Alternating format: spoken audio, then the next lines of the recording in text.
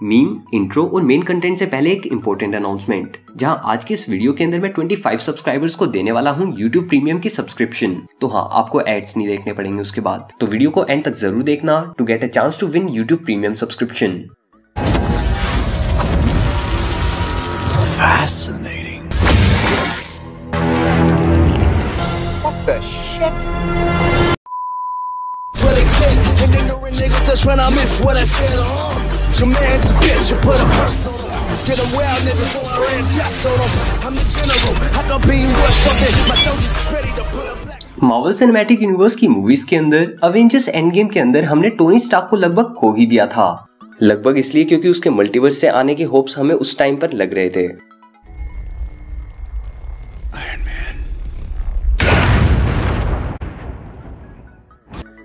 और इससे पहले भी अभी तक आई जितनी भी मूवीज के अंदर टोनी स्टार्क की अपीयरेंस होती आई थी, हर जगह पर कुछ ना कुछ ऐसा सीन जरूर होता था जहां पर टोनी स्टार्क की डेथ हो सकती थी।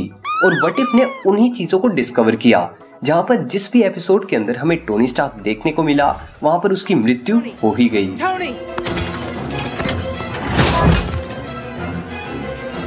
He's dead. Mightiest heroes joined the infected. No one else stood a chance.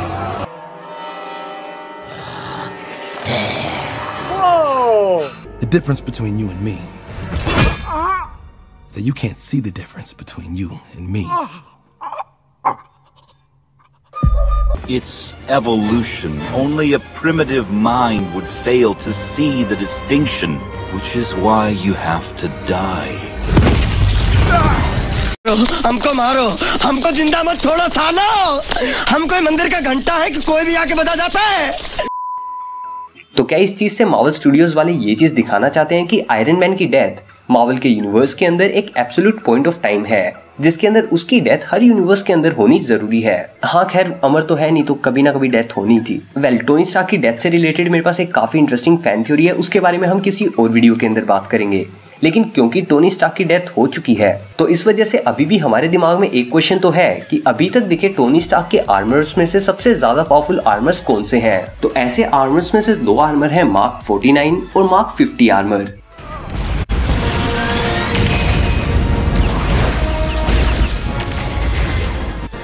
Mark 49 यानी कि रेस्क्यू आर्मर, जो कि टोनी स्टार्क ने बनाया था पेपर पॉट्स के लिए। तो हे गाइस, कैसे हैं आप लोग? मेरा नाम है दीपक और आज की इस वीडियो के अंदर हम टोनी स्टार्क के मार्क 50 आर्मर को उसके बनाए मार्क 49 यानी कि रेस्क्यू आर्मर के साथ कंपेयर करेंगे। So now all that being said, without wasting any more time, let's just jump into it. सबसे पहले अगर बात करें मार्क 50 के बारे में, तो अवेंजर्स इन्फिनिटी मूवी आने तक वो सबसे एडवांस सूट्स में से एक था, जो कि काफी ज्यादा इनहेंस टेक्नोलॉजी के साथ हमें उस मूवी के अंदर देखने को मिला, क्योंकि उसी टाइम पर हमें फर्स्ट टाइम एक नैनो टेक्नोलॉजी वाला आर्मर देखने को मिला। वैसे सही से बताऊं तो मुझे ये नैनो टेक्नोलॉजी वाले का डिजाइन उतना ज्यादा पसंद नहीं आया था। पर्सनली मेरे को ये वाले सूट्स ज्यादा बेटर लगते थे कंपैरेटिव टू मार्क 50। खैर, इसके अलावा इस आर्मर के अंदर काफी सारे मिनी वेपन्स थे, बैकअप टूल्स थे और इसी के साथ साथ फ्लाइट एनहेंसमेंट भी थी, जो कि इस आर्मर की फीट्स को बाकी किसी भी आयरन मैन के आर्मर से काफी ज्यादा इनहेंस बना देते थे, जिसकी काफी सारी फीट्स हमें मूवी की शुरुआत के अंदर ही देखने को मिल गई थी, जहां पर न्यूयॉर्क के अंदर हुई बैटल के अंदर टोनी स्टार्क ने उसका यूज किया था कल ऑब्सीडियन और इवोनिमो के अगेंस्ट बैटल के अंदर, जहां पर सबसे ज्यादा पावरफुल हमें उसका लगा था क्लस्टर कैनन। और इसी के साथ साथ उसने कल ऑब्सीडियन के अटैक्स को रोक भी लिया था अपनी नैनोटेक से बनी हुई शील्ड की मदद से। और इस आर्मर के अंदर यूज हुआ नैनोटेक कंप्लीटली स्टोर्ड रहता था उसके आर्क रिएक्टर के अंदर, जो कि टोनी अपने चेस्ट के ऊपर लगाए रखता था। और ये वाला आर्क रिएक्टर डिटैचेबल भी था, जो कि हमें आगे देखने को मिला था अवेंजर्स एंड गेम के अंदर, जहां पर टोनी ने उसे गुस्से में उतार के स्टीव रोजर्स को दे दिया था।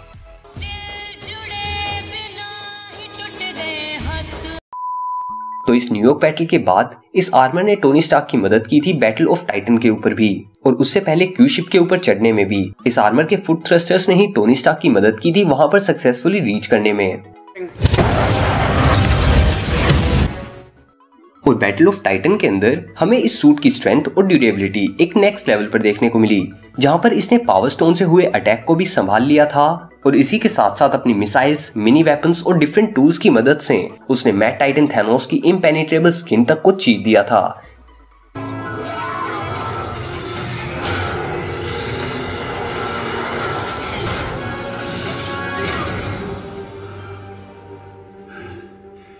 एक बूंद खून के लिए इतना नाटक।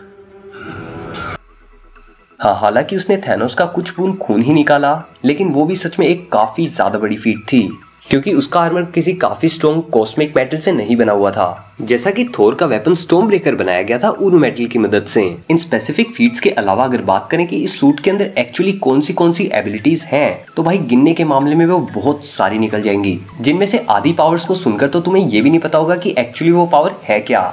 अच्छा, तो पता क्यों रहा है?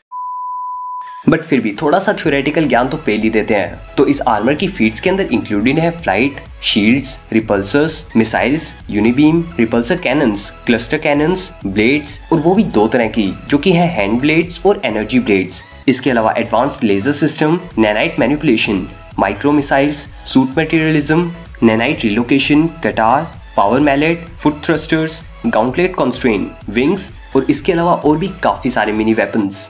तो उनके नाम भी गिनवा दे। बंद करो, हाथ जोड़ के मैं मोदी साहब से गुजारिश करता हूँ। इतनी सारी फीट्स होने के बावजूद इस सूट की काफी सारी कमियां भी हैं, और उन वीकनेसेस में कुछ वीकनेसेस ये हैं कि नैनो पार्टिकल्स इस सूट के अंदर एक लिमिटेड अमाउंट के अंदर ही प्रेजेंट होते हैं, जिसकी वजह से टाइटन के ऊपर थैनोस के अगेंस्ट हुई बैटल के अंदर टोनी के पास नैनो पार्टिकल्स कम भी पड़ गए थे, जिसकी वजह से वो हेलमेट टोनी के पूरे फेस को कवर नहीं कर पा रहा था।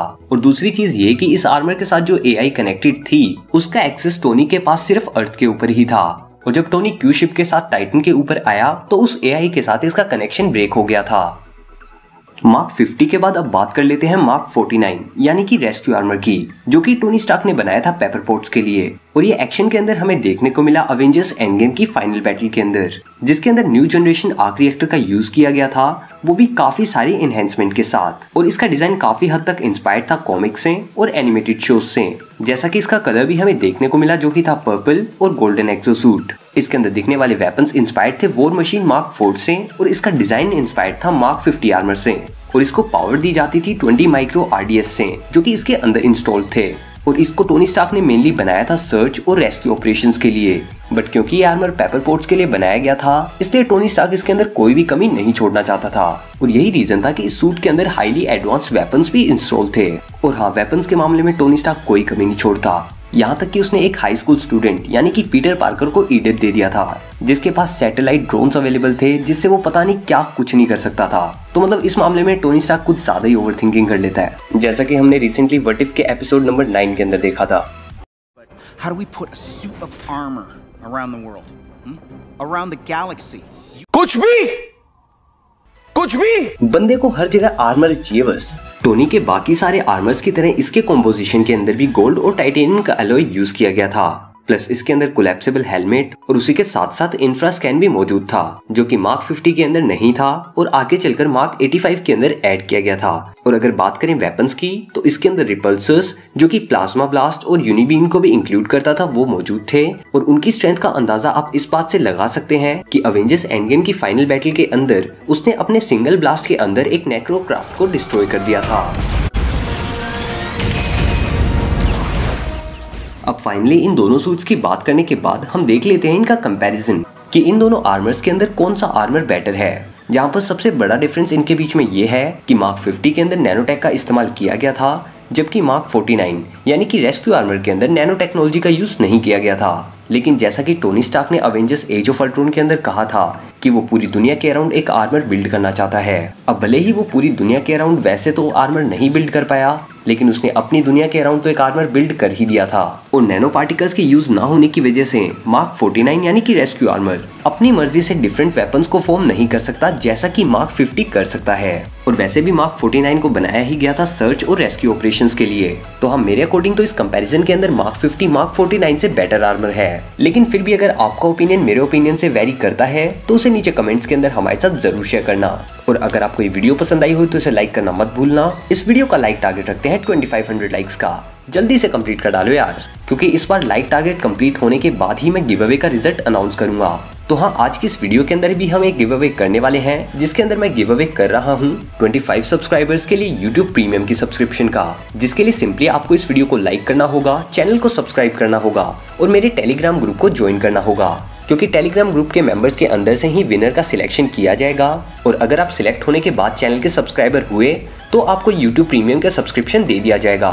वैसे तो टेलीग्राम ग्रुप की मैं लिंक नीचे डिस्क्रिप्शन के अंदर भी प्रोवाइड कर दूंगा, पर अगर आप चाहें तो डायरेक्टली टेलीग्राम ऐप के अंदर भी DK डायनेमिक सर्च करके हमारा चैनल ज्वाइन कर सकते हैं। और फ्यूचर के अंदर ऐसे ही और भी गिव अवेज आने वाले हैं, तो चैनल को सब्सक्राइब करके बेल आइकन को जरूर ऑन कर लेना ताकि आप ऐसे गिव अवेज को मिस ना कर दें।